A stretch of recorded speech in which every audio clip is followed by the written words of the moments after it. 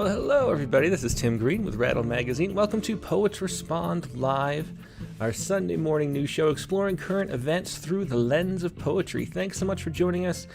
As always, this is an open mic mostly for poems about current events. So anything that relates to a news story in any way is what we're here to share this morning.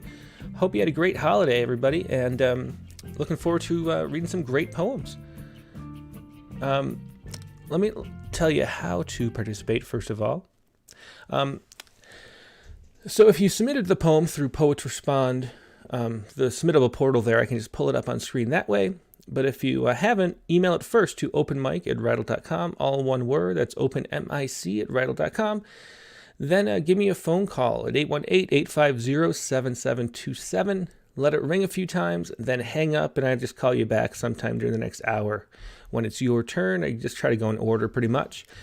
And then if you would prefer video, which is even better, a video call, send me a chat message over Skype at Rattle Poetry and be ready. I will call you back when the time is right once again. And a reminder that there's a delay. So I'm kind of calling from the future, which means that it'll kind of surprise you when I call. And also make sure to turn off your video so you don't get confused by that delay. It's like you're talking to two Tims at once, which is it's hard enough talking to one Tim, I guess. And also you can't read your poem on the screen because it's like that delay. You're not at the same spot as the video stream is. So don't try to do that. Either have the poem ready to read. Now today's poem that we published was Katherine Johnson's The Great Conjunction.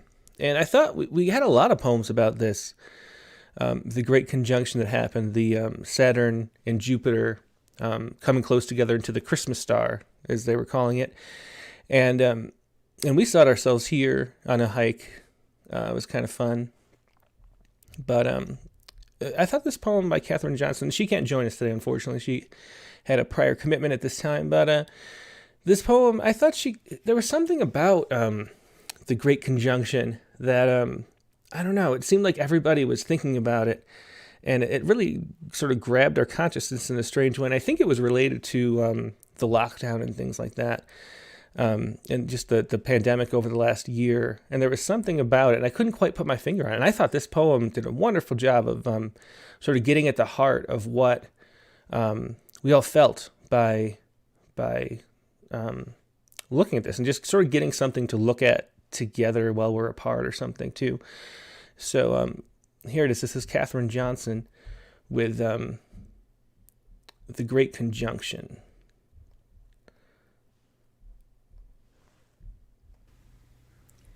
The Great Conjunction. You can't quite see it yet. So small. It could be a chematone. But it claims to have hope. It claims to know things you don't.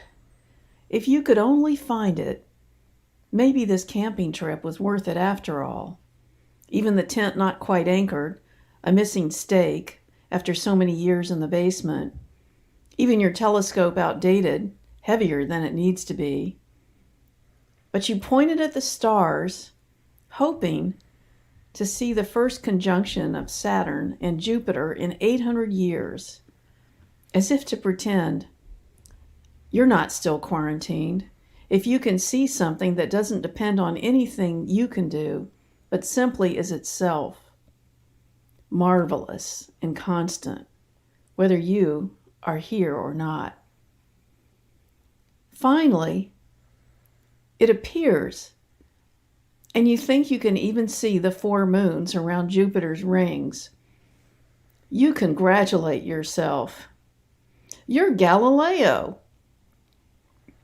And later, when you find the rogue stake lodged underneath a box of vinyl records, you wonder if it imagines itself as a needle on a flat earth, playing everything at once. Yeah, that's just a great poem, The Great Conjunction by Katherine Johnson. And there are two things. I mean, that image at the end, just I can't even put my finger on exactly what it means, but I feel the meaning in there. And then also just the what was that? You point to the stars, hoping to see the first conjunction, to see something that doesn't depend on anything you can do, but simply is itself. I think that's kind of what it was that was so gathered our attention so much. This is what Catherine said about it. Jupiter and Saturn are aligning for the first time in several hundred years, an event which is known as the Great Conjunction. While such events usually inspire me with a sense of awe during a pandemic, my reactions are more complicated. Hope, doubt, vulnerability, wondering what the future holds for us as a human species. And that was Katherine Johnson's note from the poem. Now for the moving on to a Blast from the Past, I thought I would read this poem. This is from 2015. It's 5 years ago. And this was so we had a this is a New Year's poem. New Year's, of course, is coming up. And this is Wendy Vidalock's A Toast. Let me read this for you as a poem from the past. A Toast. Here's to the mountain, here's to the sky, here's to the who and the what and the why. Here's to the leisure, here's to the chore, here's to the pit and the skin and the core. Here's to the ancient, here's to the now, here's to the thumb and the seed and the plow. Here's to the fire, here's to the shore, here's to the star and the freak and the bore.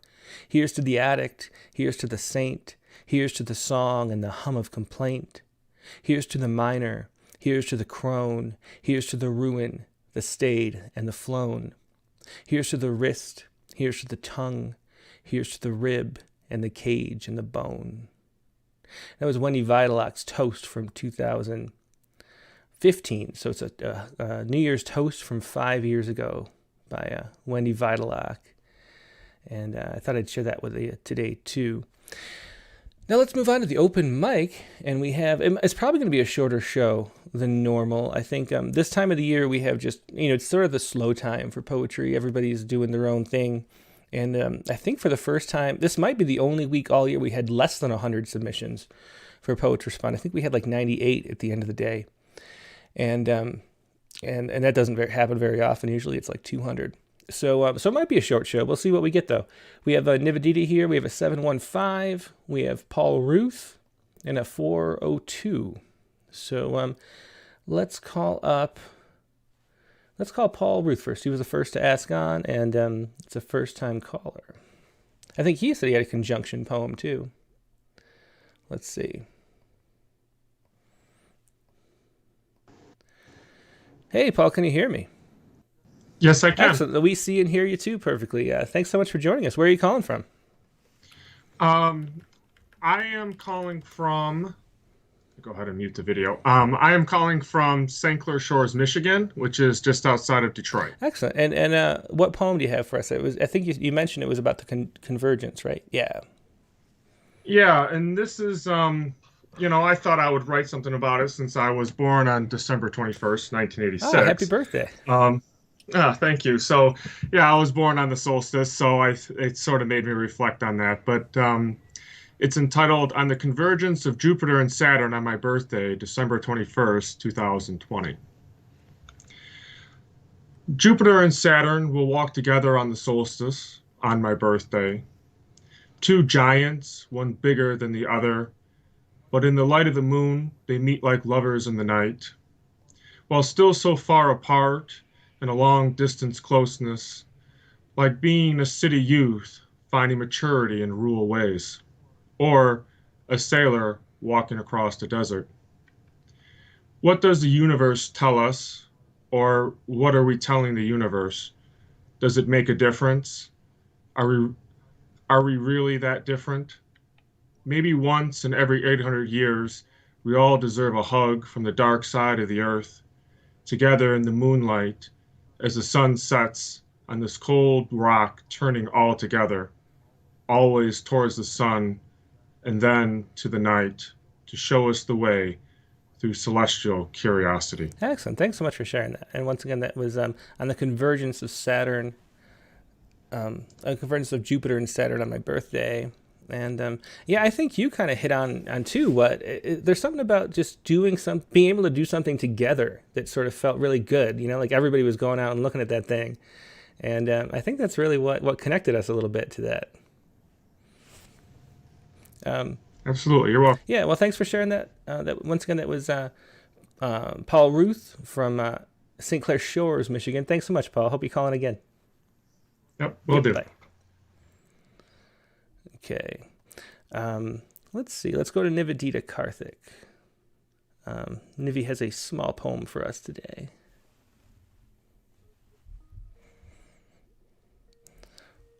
So the phone's ringing.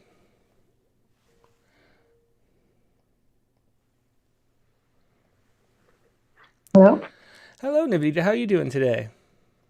Good morning, Tim. I'm doing great, thank you. How about you?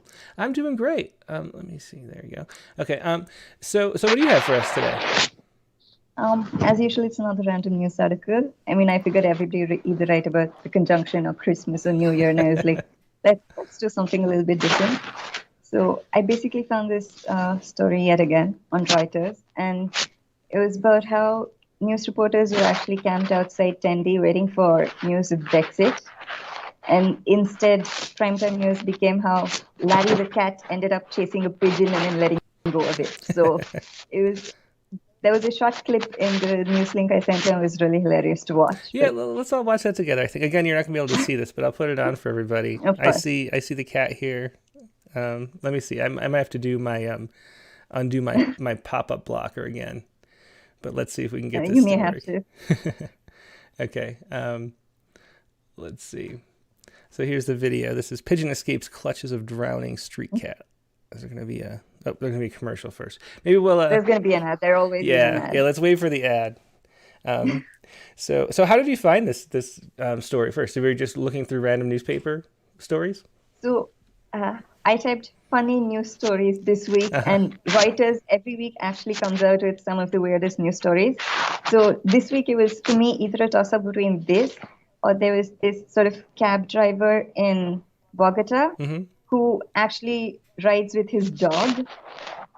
The dog sits in the front seat, and it's usually dressed as a policeman, complete with like goggles and everything. But this time for Christmas, he apparently dressed it up as Santa Claus, complete with beard. Oh, that's and I was funny. like, dog or cat, dog or cat. And then I decided on cat in the end. Well, I loved... oh, hang on a second. Yeah, I love that you write about different things every week that everybody else doesn't, because it's true. Oh, hang on. I'm trying to... It's like auto-playing. I want it to... Wait. No, stop. Hang on. Every time I move the cursor, it autoplays. Okay, there we go. Okay, so everyone can see it now. This is Great. this is the cat here on Downing Street in London, and here we go. Chasing the pigeon. And the pigeon gets away.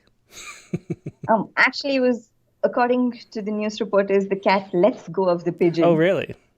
Let's see. Apparently so. It caught it, and then it's like, well, Oh, yeah. you can go free. Yeah, he did. Just playing. Just He having did. a good time. Kind of like my dog with our Caught it cats. because it was spoiled. Exactly. I think Larry is more of a dog than a cat, to be true. And his Twitter account is chock-a-block of fun tweets. You should have a look at it when you do find the time. It's absolutely hilarious. There are some real gems in there, like, oh, roses are red, tuna is red, Christmas is here, poems are hard, feed me. That's funny. It is. I mean, his tweets are hilarious. I mean, whoever comes up with the tweets, but still, I mean, it's attributable to Larry the cat, so That's funny. it's Larry's tweet. Okay, well, let's hear the poem. This is Brexit versus the cat. Brexit versus the cat. Arrested development. The weather turns cold. Investments plummet. But here's some primetime gold. Progress slows down and wells of hope run dry. While waiting to hoist the Union Jack, here's a story that'll make you laugh and cry. The number 10 cat, spry on his paws, waltzed and whirled and preened for the press. Is there a better distraction than a funny cat video to negate the Brexit stress? Excellent. Thanks so much. That was Nivedita Karthik, of course, with Brexit versus the cat. Thanks so much for sharing that, Nivedita. It's always a pleasure. It's always a pleasure talking to you too. Yep. Good night. Have a nice day. Bye. Bye-bye. Okay. Yeah, that was Nivedita Karthik with Brexit versus the cat. Let's see. Next up, let's call. We have a 715 number. Let's call that whoever that is. We'll see.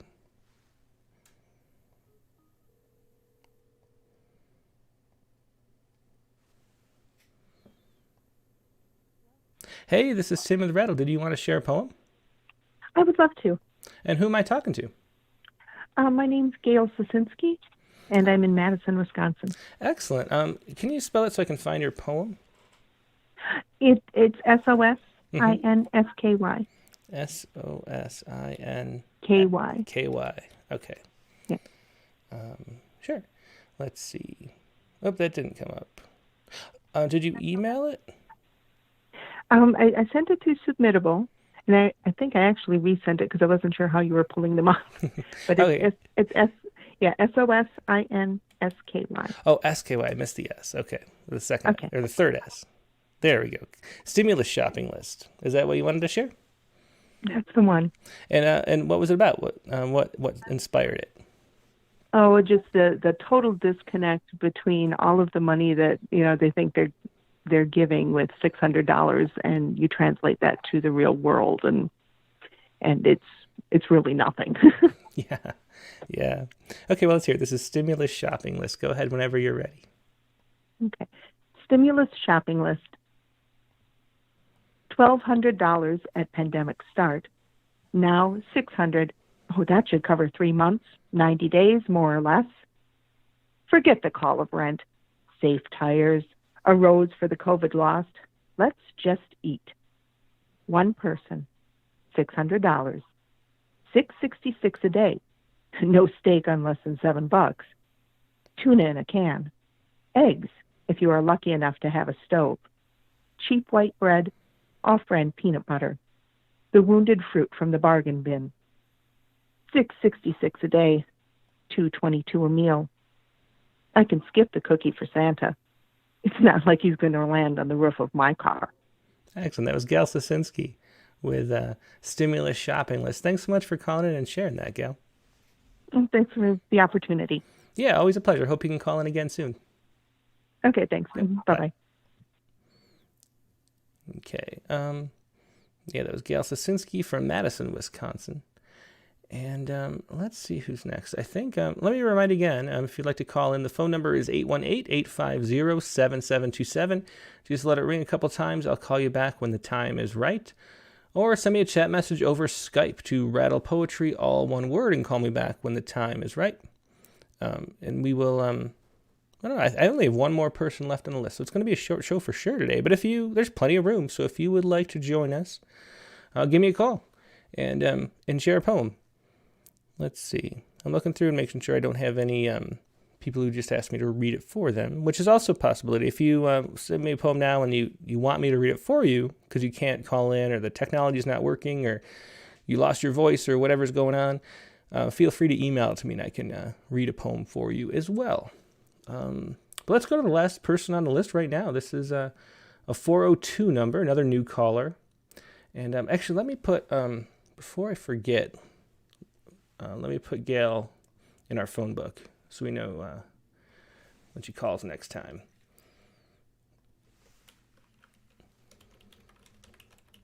Okay, that's better. And now let me call this other 402 number, and we'll see who that is.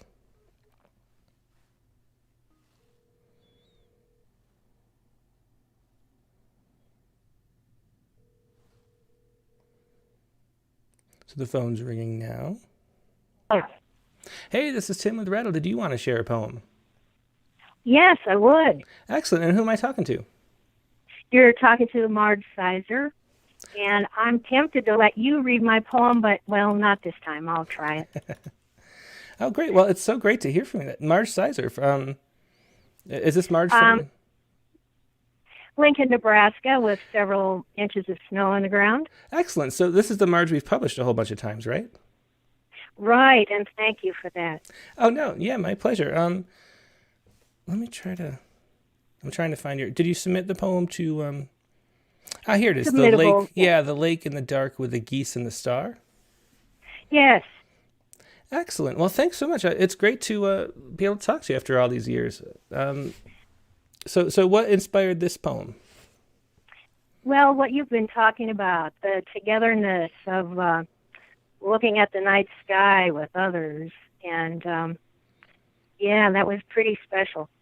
Yeah, yeah. Like people came outside, just looking in our town, which was really nice to see, like neighbors, and I don't know, just gave us something to feel connected with, I think, which was nice.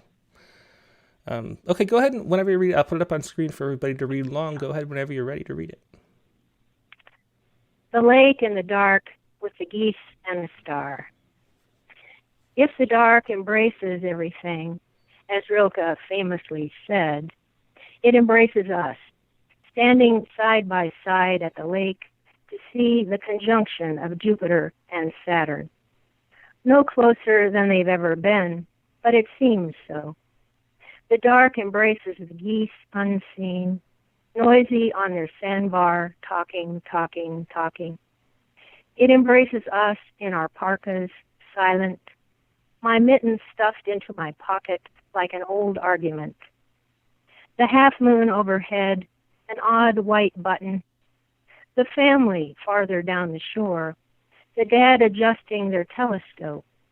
The mom telling the kids to stop running near the tripod. The geese in their numbers on their island, safe from what hunts in the dark. And does the dark embrace that too? The two of us standing as we have done all these many times. Saturn and Jupiter making one star for an hour only. Something new out of being close. A speck, a spot. Like the dark out of which we were born. I believe in the two, and in each one separate. Oh, I love that poem. I'm so glad you could call in and read it too. That was one of the ones, I had a whole little lineup of poems about the conjunction. I felt like you could only publish one, and that was another really good one. So I'm glad you could call in and share that, Marge. Thank you, Tim. Yeah, have a good rest of your day. You too. Bye for now. Yep, bye. Okay, let's call up... once again, the numbers are on the screen, 818-850-7727, or a Skype message to Rattle Poetry. Let me put, before I forget, oops, I almost called Marge back. I just want to add Marge Sacer to our contact list so we know who it is next time.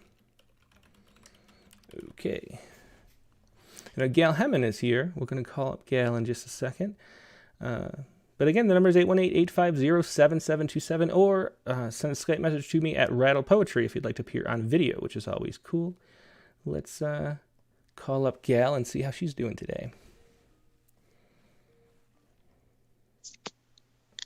Hello, good morning. Hey, Gail, how you doing today?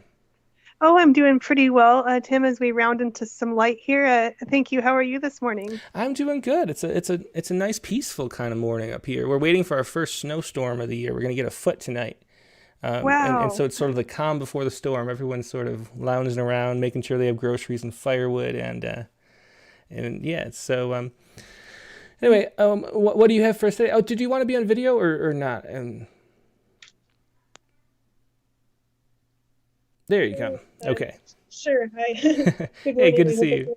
Yeah. Safe there as you get ready for the storm and getting all the basics in place. Glad to hear that. Yeah, you just never know when the power is going to go out, and then there's no heat, and and who knows how. Sometimes you can't leave for a few days, so we're all prepared. So what did you write about this week? Well, I've been feeding on the theme too of light. I know we had a couple poems on darkness today, and there was just this really nice light outside this morning. That kind of looked a little bit like just a slate for the new year, and maybe we can all write on it, with clouds, with our quills. So just kind of really excited for that feeling everybody shared of light. So this is let's see, we've got Christmas lights transfer to businesses opening, turn on the new year. Did you send it to me or? I did send it by email. By email. And okay, let me see. That's all right. I think I'm not finding it. Let's see. But we can just listen if I can't find it. That always works too. Sure. Christmas lights transfer to businesses opening. Turn on the new year.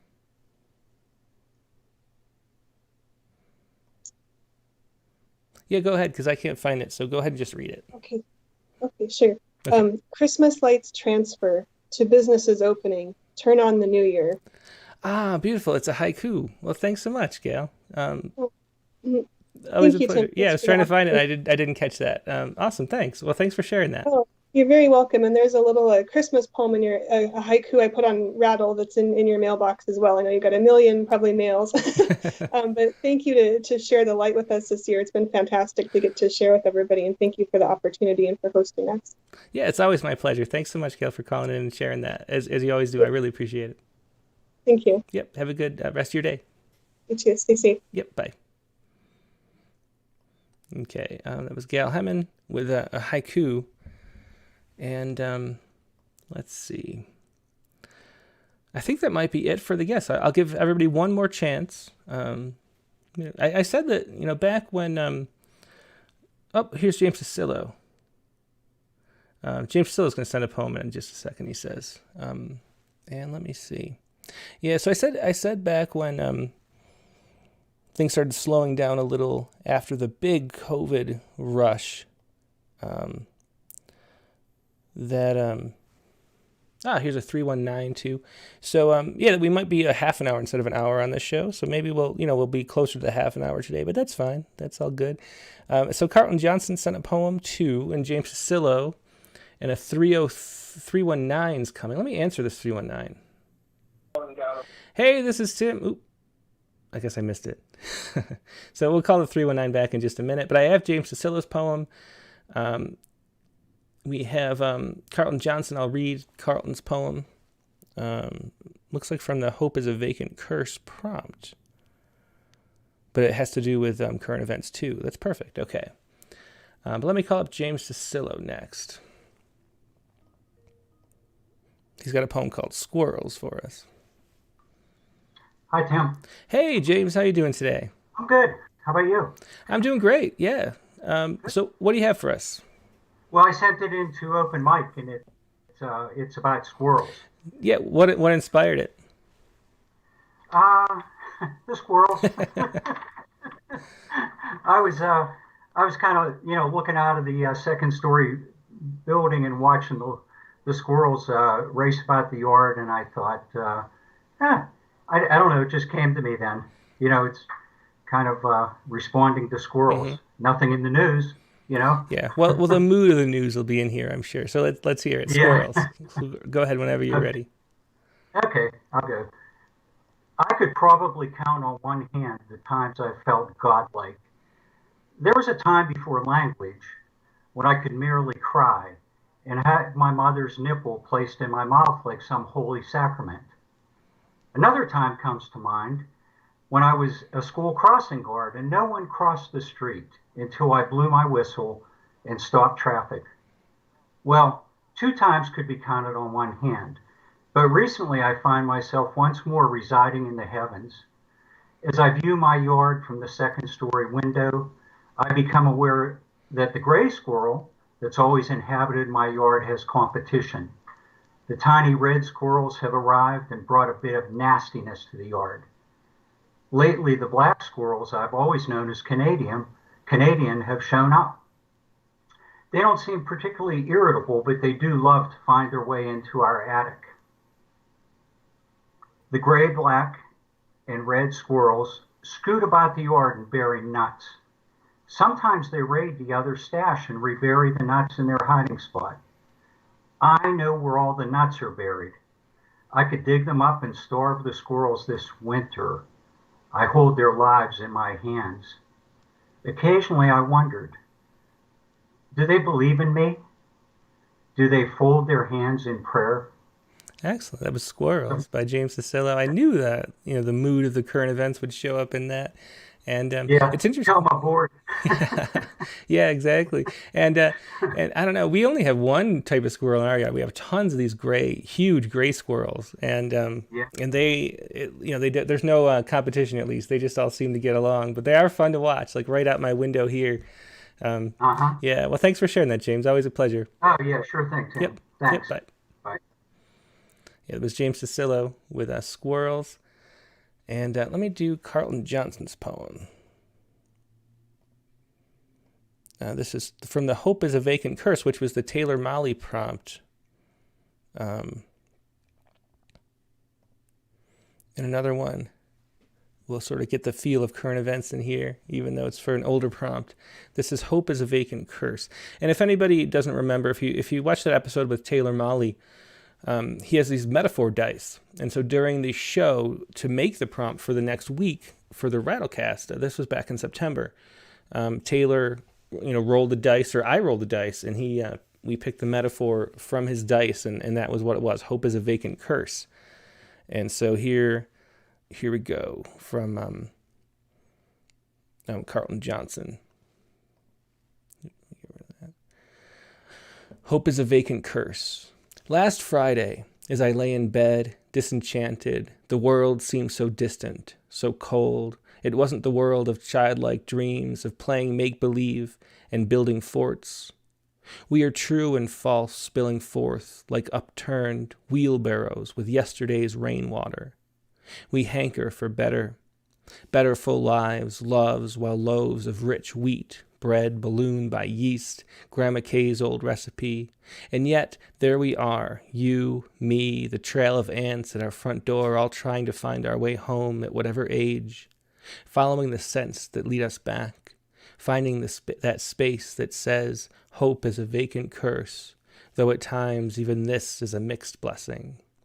Another great poem. Thanks so much for sharing that, Carlton. Always love reading your poems. And we have one more caller now, which was a 319. So let's see who that was.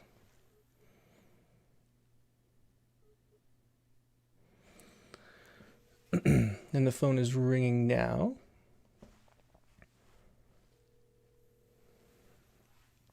Oh. Hey, this is Tim with Rattle. Did you want to share a poem? Hey, Tim. Yeah. I'm watching you now. Yeah, turn that off, or at least mute it so you don't get confused. I hear it. Okay. There you go. Okay. And who am I talking to? This is Shirley Hilton. Hey, Shirley. Good to hear from you. How are you? I've been staying in touch, watching Rattlecast, and it's awesome. Yeah, well, thanks so much. Of course, we published your poem The Other Side back in like October-ish. And what do you have for us this week? Yeah, well, I was seeing it was a short program today, and I was wondering if I could read my poem from last week that I submitted. Remembering Marvin? Remembering Marvin. Excellent. Yes. Yeah, we'd be happy to. That's close enough that it counts as current still. Did you know Marvin? This was a poem remembering the passage of Marvin Bell, who died about a week and a half or 2 weeks ago. Did you know Marvin? I did know Marvin. Actually, he was one of my mentors way back at the end of the 1970s at the University of Iowa. Yeah. And my daughter and I kind of, I graduated, moved away, got married, had a daughter. And when we moved back to Iowa, and she was fascinated by his poetry, and we would go and hear him read whenever we could. He was just such a wonderful person. Yeah, he really was. I'm sure you saw last week's episode with Abby. We talked about him some and just all the great storytelling and the great sort of connections he had with people. He's just a wonderful, touched so many people. Yes, and Abby's poem was just beautiful, just perfect. But anyway, mine is very short. I was really just remembering a few things that my daughter and I talked about when remembering Marvin. Mm-hmm. Yeah, well, go ahead and read it. I'll put it on screen for everybody at home. Okay. All right, thanks. Remembering Marvin. A force of a man packed into a small body, sent to the jungle to fight in a war of children, came home to write a lifetime of poetry. And like Dorothy, he was beautiful inexactly. He laughed at the absurdity of life. He worked in the deep quiet of morning. He thought he was going deaf. Turns out he was going blind. He signed his poems, his books, with pleasure and meant it. Oh, I love that, especially that last line. I remember that reading it from last week. Yeah. The thing that stands out to me for some reason, I always think about how he said, we were talking about, growing older, and he said that you never grow up. People just like think you do. And so you're still the same little boy on the inside as that you always were. And I find, as I get older, that was like 15 years ago. I feel that he shared then. But thanks so much for sharing that, Shirley. It was an excellent poem. I love that ending, especially. Thank you. And, it was so true of him. When you were in the room with Marvin, he made you feel like you were the only person in the room. It was, yeah. It was cool. It's actually funny, too. On our interview with him, we were flying in on a little airplane into Sag Harbor, and we almost didn't get to do it because there was a fog.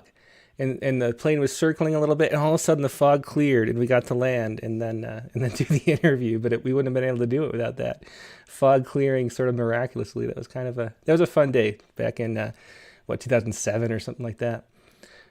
Wow, yeah.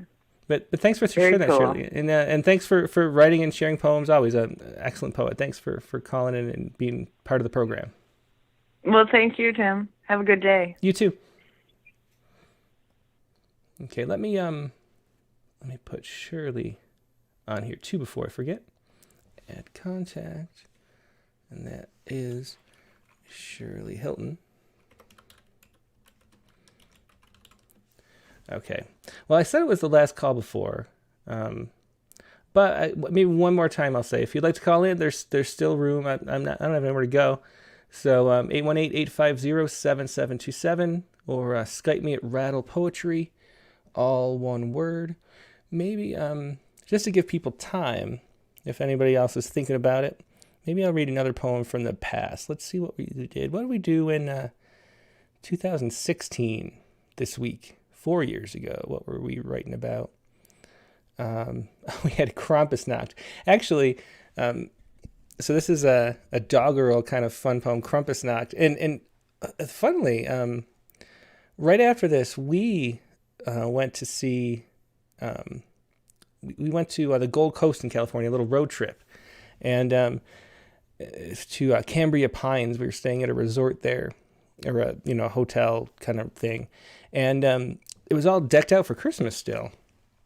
And right after we published this poem, and everything was beautiful and lit up, and like flowers and Santas and elves and things like that, all cute. And then there was these signs that said, "Warning, very scary, do not enter." And I thought it was a joke. And so I took my son and opened the door, and it was Krampus there. And he still has a lot of Krampus nightmares from the view, which was actually really scary. So there you go. And this poem is Krampusnacht. It was a kind of holiday doggerel from Anne Hart from 2016. And let's play that, and then we'll do my Saiku, and then that'll be the show. But here's a bonus poem. This is Anne Hart from December 25th, 2016, Krampusnacht.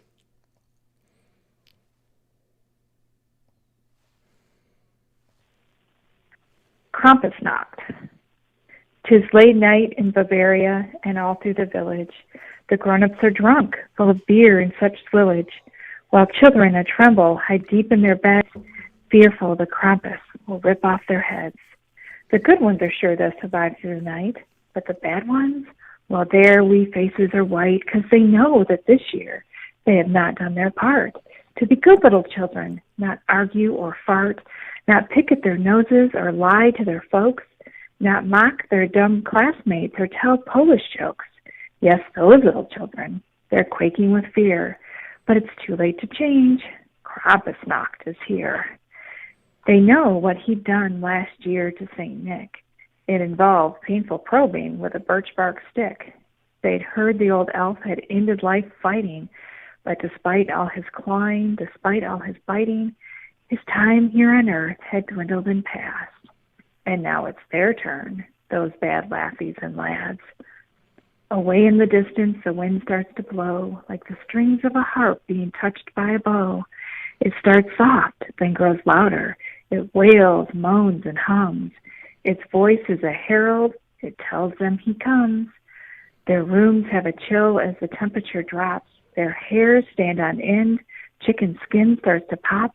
And just when they think they can stand it no more, the soft sound of bells ringing outside the door, it freezes their hearts. It's too late to run. He is here for their sins. The reckoning has begun. In old days, the witches had dealt with this beast. They'd bound him and scourged him, not afraid in the least. But these little tykes have not magic so rare. They know this horned god in his coarse hide of hair will feast on their blood, make stacks of their bones, use their tiny pale skins to recover his thrones. He'll beat them with sticks, he will tear out their throats, feed their eyes to the crows and their guts to the goats. He will line them all up, count their faults by the legions, each minor offense striped on soft nether regions. Then he'll bind them in chains, throw them in his dank sack, take them deep into hell, and they'll never get back to their homes or their hearths or the warmth of their mamas, the feel of soft slippers or flannel pajamas. Their world will be fire or all frozen in ice. Whichever it is, it will not be so nice. With eyes behind palms, the poor kids spend the night, finally letting down hands in the first morning light. We're alive! What relief! They exclaim and extol. And they feel very cocky till they see the charcoal. And they know, just as soon as they give it a glance, that they have a fresh start. They've been given a chance. But they'd better be good. They'd better turn right, 'cause the beast will be back in 1 year from last night. And next year they'll scream as he lets out his yell, I am coming for you, and I'll drag you to hell. There you go. Once again, that was Anne Hart with a Krampus warning. You've all been warned. Be prepared for the Krampus to come. And don't look in the door in Cambria Pines Lodge, because the Krampus there is very scary, especially if you're 4 years old. Okay, let's see. I think that is it for the show. Let me do our Saiku to end up on. Let's see. So my Saiku for this week was, let me close all this stuff out. So NIH neuroscientists isolate promising mini antibodies against COVID-19 from a llama. So this was the story here from the NIH.gov. And preliminary results suggest anti-COVID-19 nanobodies may be effective at preventing and diagnosing infection. So these, the IgG antibodies that we have as humans and most, animals do, are sort of Y-shaped. But these nanobodies, as they're calling them, that llamas and alpacas produce apparently, are just the sort of the V of the Y at the top, just the part that binds to the antigen. And so they're about a tenth the size of antibodies. And this was the llama Cormac, who they bred these antibodies in, and they were able to reproduce them in a lab pretty easily. And they're so small, a tenth the size of regular antibodies, that they could be used in aerosol forms. There could be some kind of nasal mist to block COVID-19. And it reminded me of when I was a kid, at my grandma's house. My grandma's house backed up to a zoo, and it backed up to the llama cages at the zoo. And so after Christmas, every Christmas dinner, we would go down to, down across the train tracks to the outside of the zoo, and we'd look at the animals from the outside for free. And we'd run back and forth with the llamas, who would chase us, and we felt like they were playing until they would spit. And so we would sort of be dodging llama spit. And of course, we thought they were playing, but they were really agitated, I think. And so it was kind of a fun game. We'd run, back and forth, and then run away when they started spitting. And so that reminded me of this. And this is more of a senru than a haiku, probably. I should also say, too, that this doesn't apply to my family. I love my family, and we all get along well on Christmas. But I thought this applies to a lot of things I hear from other people talking about their Christmas dinners. This is my Saiku for the day. Here we go. Almost dodging the llama spray, Christmas dinner. Almost dodging the llama spray, Christmas dinner.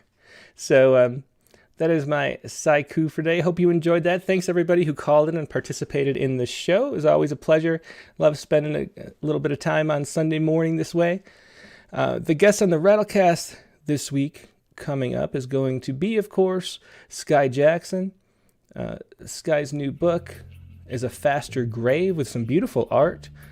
She is one of the finalists for the Rattle Poetry Prize this year, and also has a poem coming up in the spring issue. She's also been an open mic participant on the Rattlecast before, so it should be a really great episode. The prompt for this week, and you don't have to do the prompt poem to participate in the open mic, but if you're looking for something to do, write a poem about the prompt. And the prompt this week is write a poem entitled Astronaut without using any space kind of words. So I should give you the list again. I should have kept this up. The list of words not to use for your astronaut poem is don't use the word space, spaceship, stars, moon, rocket, or planet.